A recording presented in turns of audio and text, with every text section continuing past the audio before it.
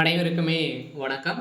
சற்று முன் கிடைத்திருக்கக்கூடிய ஒரு மிக மிக முக்கியமான செய்தி ஒன்று வெளியாகியுள்ளது. சற்று முன் தமிழக வெற்றிக் கழகம் கட்சி திடீர் நீக்கம், இந்திய தேர்தல் ஆணையம் அறிவிப்பு, இது மாதிரி பார்த்தீங்கன்னா செய்திகள் வெளியாக இருக்குது.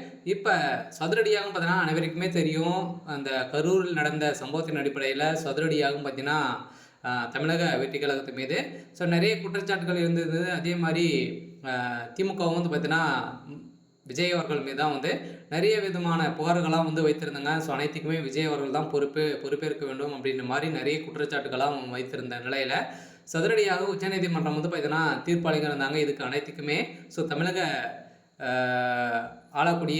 ஆளுங்கட்சியாக இருக்கக்கூடிய திமுக தான் இதுக்கு அனைத்துமே பொறுப்பேற்க வேண்டும் அப்படின்ற மாதிரி உத்தரவிட்டு இருந்த நிலையில் தாவேக தரப்புலேருந்து பார்த்தீங்கன்னா மேல்முறையிட்டு இப்போ சிபிஐக்கு இந்த விசாரணை மாற்றப்பட்டு இருக்கக்கூடிய நிலையில் இப்போ அதிரடியாக பார்த்தீங்கன்னா உச்சநீதிமன்றமும் இந்திய தேர்தல் ஆணையமும் பார்த்தீங்கன்னா அதிரடியாக தமிழக வெற்றி கழகம் இந்த கட்சி ஒன்றும் அங்கீகரிக்கப்படாத கட்சி அல்ல என்று உச்சநீதிமன்றம் சதுரடியாக வழக்கு தொடரப்பட்டிருந்த நிலையில் சர்ச்சையை ஏற்படுத்தியிருந்தது.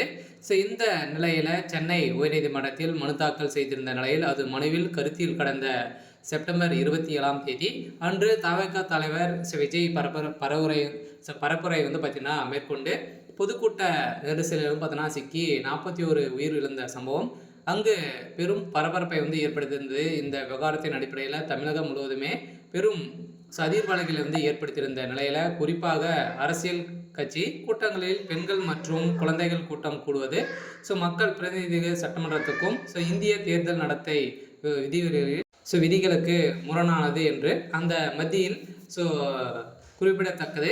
இது குறிப்பாக அரசியல் கட்சி கூட்டங்களில் குழந்தைகளை ஈடுபடுத்துவதை தவிர்க்க ஏற்கனவே மும்பை உயர்நீதிமன்றம் தடை விதித்து உத்தரவிட்டிருந்த நிலையில் மேலும் சட்ட விதிமுறைகளை மீறும் அரசியல் கட்சிகளுக்கு அங்கீகாரத்தை ரத்து செய்ய மக்கள் பிரதிநிதித்துவ சட்டத்தின் கீழ் தேர்தல் ஆணையம் நடவடிக்கை எடுக்க வேண்டும் என அங்கீகாரம் வழங்கியுள்ளது. மேலும் இது போன்ற சட்டவிரோத நடவடிக்கைகளில் ஈடுபடும் அரசியல் கட்சிகளுக்கு அங்கீகாரம் ரத்து செய்ய உச்சநீதிமன்றம் பல்வேறு வழக்குகளில் ஈடுகாட்டி இருந்திருக்கக்கூடிய நிலையில் அந்த மனதில் குறிப்பிடத்தக்கது.